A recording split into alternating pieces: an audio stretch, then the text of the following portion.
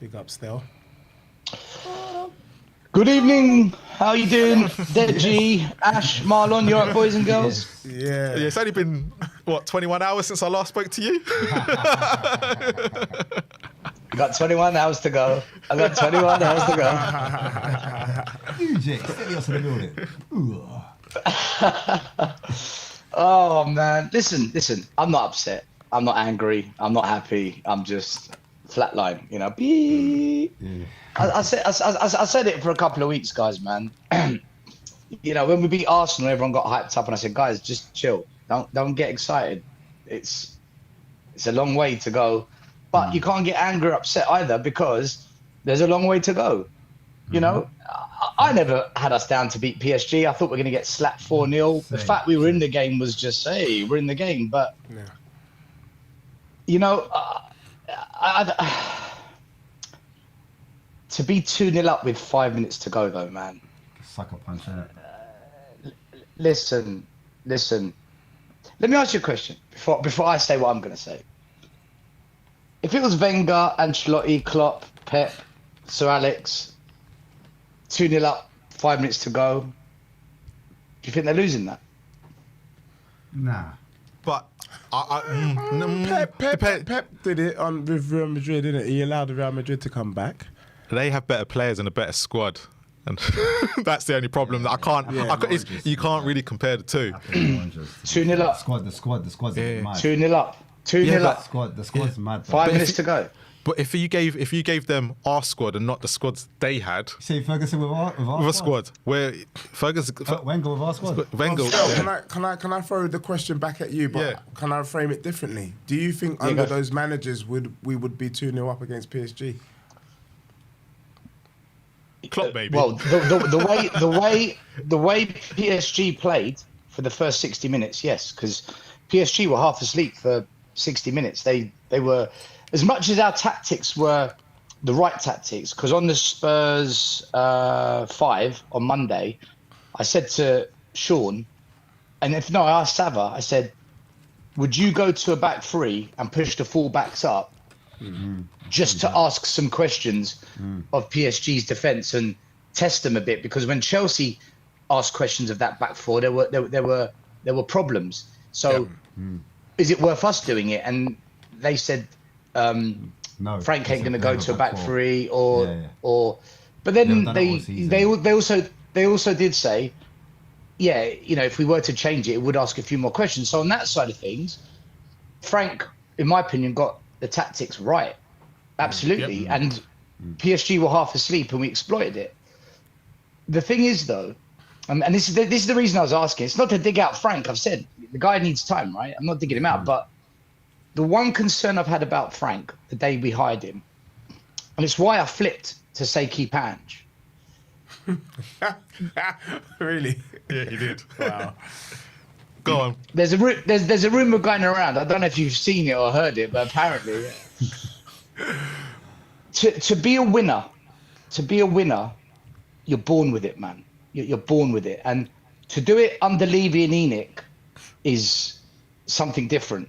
And Ange, listen, as much as I've disrespected the guy, and I don't think he's this amazing coach, he wins everywhere he's been, and he did it even at Spurs, and he did it under this ownership. Frank has never won anything, guys. He's a good coach. He's a good developer of players. He's tactically. Ange would have won tonight. Is that what you're saying? No. That's a different story. Sorry. Now you're opening up a 2-hour show, right? Now you're opening up a 2-hour show. Sorry, my bad. I'm jumping. But carry on. the point I'm trying to say is, in all his career, he's never won a trophy. Now, you can be a great coach. You can get us maybe top 4 or top 6 or get us to a quarterfinal. That's great. Listen, it's Spurs going in the right direction. But he's never, ever, ever got it over the line. At Bromby, he couldn't do it. With Brentford in the Championship, he couldn't win the Championship. And with Brentford in the league, he never won any domestic cups. Now, people say, but Bromby, come on, man, it's a Farmers League. Bromby won a trophy in 2005, 2018, 2021. Not when Frank was there. When he was at Brentford, people say, but he'd never won a trophy. How do you expect him to do it? Well, Eddie Howard never won a trophy, but he won the championship with Bournemouth. And you look at Crystal Palace, who have won an FA Cup. Anything's possible, right? Frank has never won anything, guys, anything. And tonight, I thought, blimey, he's gonna prove me wrong. He's gonna do it. Frank's gonna win a trophy. And look what happened, man. That ending was Spursy. That was so Spursy to 2-0 up and you lose. Don't think the board let him down then, in your opinion? Like going into a final, like they had him with his hands tied behind his back, or you think that he had enough to kind of just figure out, you're the coach, go and do it? I wouldn't have weakened the team with 10 minutes to go. I wouldn't have weakened the team with the subs, because you're literally that close to winning the Super Cup. And tonight we would have run right on the Arsenal fans, which is why they're running right on us, because they know what we would have done to them, and we would have. Just imagine Deji on all the shows this week. Oh my god! Oh my god! Oh, right. Let's get ready. And I bet you are. So I personally wouldn't have made those changes, and certainly when it came to penalties, I think Frank got it wrong. I think he got it wrong. I'm not blaming. By the way, I'm not blaming Frank for us not winning the Super Cup, because I thought we would lose 4-0 tonight. I was expecting us to get pumped. Yeah. I was. This is the difference, Deji. This is the difference between being a winner and a good coach. Yeah. There's a difference. And tonight, I saw a little warning sign. But again, I said I'm going to give Frankie it, and I will. I just wanted to talk about it because a lot of fans will be too scared to talk about these things, because they'll be labelled negative, toxic. They hate Tottenham. They're gooners. All that, weak argument. I think you make a really good point. I guess the question I want to ask is, both you thought we were going to get pummeled. I thought we were going to get pummeled. I was saying 3-1. And yet 85 minutes into the game, or 80 minutes in, we're 2-0 up against PSG. I guess the question I have for you is, given the tools that Frank had, and Thomas Frank had at his disposal, what changes, if any, would you have made? Because I'm not going to lie to you, we were looking leggy in the midfield. See that, bro? Love for that. Big up. We were looking leggy. Do you know what I mean? Kudus was looking tired. Polina was looking shattered. Do you know what I mean? Who else was looking shattered? Quite a lot of them looked like they'd run out of steam. Yeah. Guys, I would have just completely shut shop on it. I would have gone full-blown Mourinho style, stunk it out to the maximum, let the cheese smell come out of that defence, the stinkage, and just locked it down, because we don't have the attackers to bring on. We don't, like you said, I agree with you. Levy hasn't backed Frank with any decent replacement for Son, any decent cover for Kulu and Maddison. There's no cover for on the right if Kudus was to get injured. So there's no cover for anything really. And the two strikers we've got, they never score goals. Really, they work hard. We praise them for working hard, but their job's to put the ball in the back of the net. Yeah. So absolutely, Levy hasn't given Frank the tools, which is why I've said Frank needs at least a year. And we've got to see what Levy's going to do to help back him. But or Vinay. Right. It depends whether you're Lubo, right? Lubo's the one that says Vinay. I always say Levy, right? Because Levy employs the Vinays and the Paraticis and the Hitchens. But like I said, man, I'm not angry. Like, look at me. I'm not angry about tonight, because I expected us to get battered. I think if I was to properly analyse tonight's game, I think Frank set us up with the right tactic. I think tactically that was the right approach. And PSG, they were just half asleep for 60 minutes, and we caught them cold.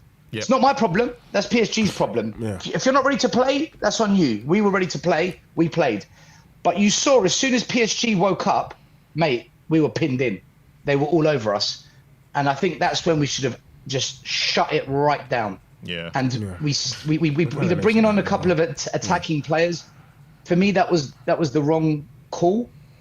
I would have probably brought on another midfielder and sat a bit deeper, maybe another defender. But okay, Frank made his decision.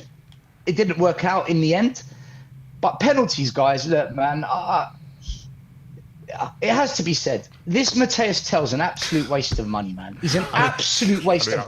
I'm sick of people defending him because of his age. Since when was an age an excuse? Wayne Rooney at 16 was doing things you've never seen before. Yeah. Right. Look, you never see us cussing Bergvall. He's young. You never see us calling out Mikey Moore. He's young. But with Matthias Tell, but because he's young, oh, it's not fair. He's young. What does he bring to the table? What does he do? Ever since I've seen him at this club, I don't know what he does. The occasional one good cross, maybe he scores one goal in every 10 games. Guys, the minimum requirement with the penalty is hit the target. Yep. Yeah. The second minimum requirement is get it in the corners.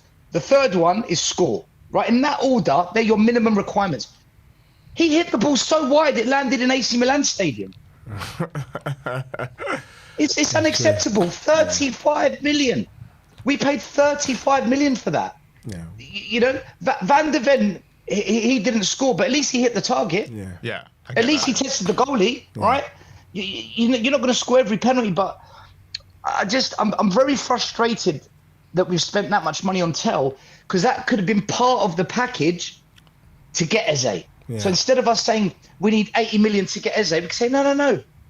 All we need is 45 million because we've still got the 35 we didn't waste on Matthias Tell. So by spending money on Tell, maybe now we're struggling to get Savinho. Maybe we're struggling to get Eze. Yeah. And that's why I get frustrated when we spend big money on these haymaker, these punts. We hope they land. And do you I think don't know, Tell, man. Not for me. Not for me. Do you think now that Spurs fans will give up on Tell and that he doesn't have a future? I don't think they'll give up. I think Tell has to win the fans back.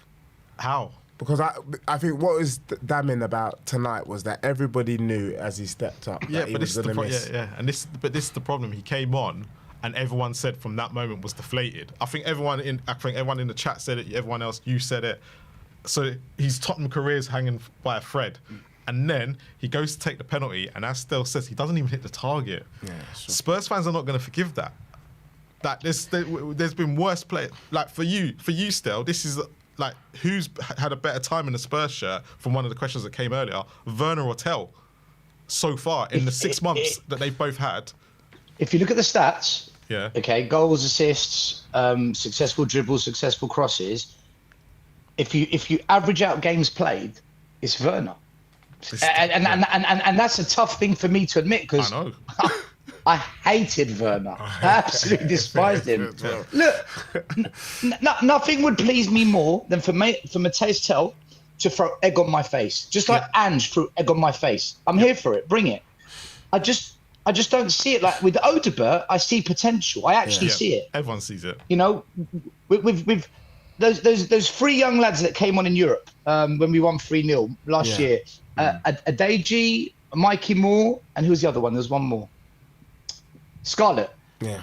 You think, aren't we better off, instead of spending 35 million on a kid, getting one of our academy players and say, do you know what?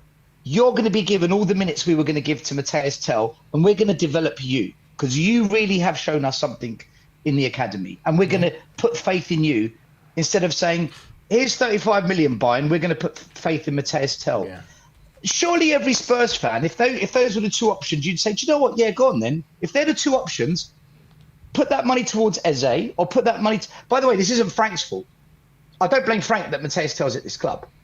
I blame Frank for saying Matthias Tell's a very good player and he can play anywhere across the front three, because, you know, that's Ange vibes. When Ange said Timo Werner's a good player, he's going to be a big benefit to us. It's like, come on, don't allow these crowd-pleasing comments. Just get real.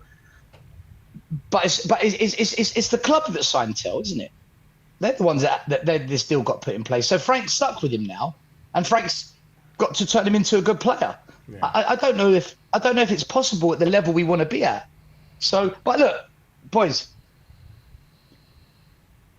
Levy's got to back the manager, and he's got to bring in some serious players, okay? Because if we had some serious talent across that front three, we would have won this today. Because instead of 2-0, it would have been 4-0. Game over, no comeback. Proper cold, yeah. Because you got to remember, it's Romero and Van der Ven that scored the goals. So that says it all. Exactly. And for 60 minutes, PSG were there for the taking. So if Levy backs Frank, like some of us Spurs fans have been saying, it's important to get the business done early so you have a good pre-season. You can actually try and win the Super Cup realistically, and you're ready for Burnley. Now we're going to Burnley deflated. That's not how you want to be going into the Premier League. And that's all on Levy. And people that are sick of the Levy conversation, the Levy out chat, tough. The chat isn't going to go away until the chairman backs one of the managers at this club. And he's got to back Frank. Otherwise, what was the point of sacking Ange? And Frank, he's got to, at some point, prove he can get it over the line as well, because he's never done it in his career. And it's not me trying to dig him out.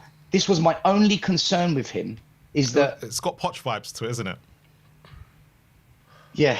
Because perhaps Poch, before when he came to us, he was good tactically, but when it came to getting it over the line before that, with Espanyol and I can't remember where else he was at, but Southampton and whoever, he never got it over the line. He would never get it to that next step. And then he came to us and it was the same story. So it's interesting.